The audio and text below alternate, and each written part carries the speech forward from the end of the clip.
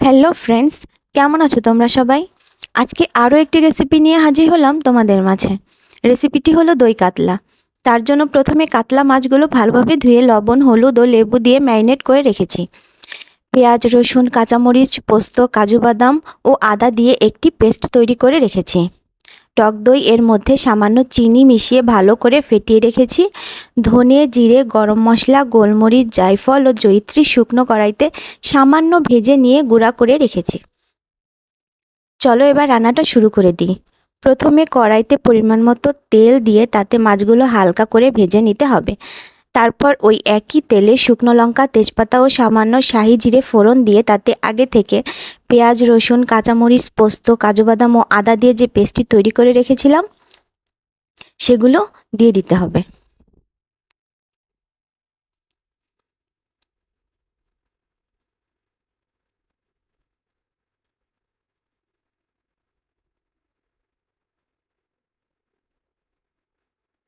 এগুলো একটু ভাজা ভাজা হলে পরিমাণ মতো হলুদ, শুকনো লঙ্কা গুঁড়ো ও লবণ দিয়ে সামান্য কষিয়ে নিতে হবে।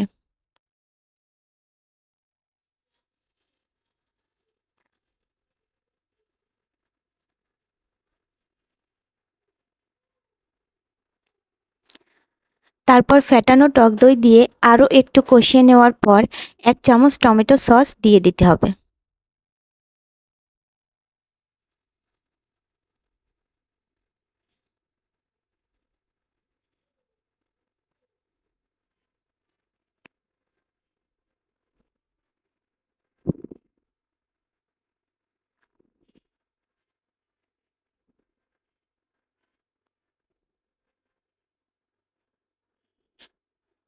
মশলাটা ভালোভাবে কষানো হয়ে গেলে এর মধ্যে পরিমাণ মতো জল দিয়ে দেব।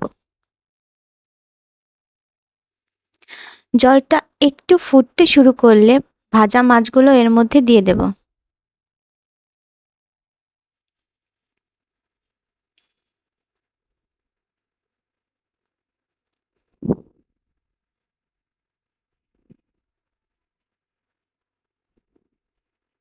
নামানোর আগে থেকে ভেজে রাখা গুঁড়ো মশলাটা এর মধ্যে দিয়ে ভালোভাবে মিশিয়ে নিলেই রেডি মজাদার দই কাতলা।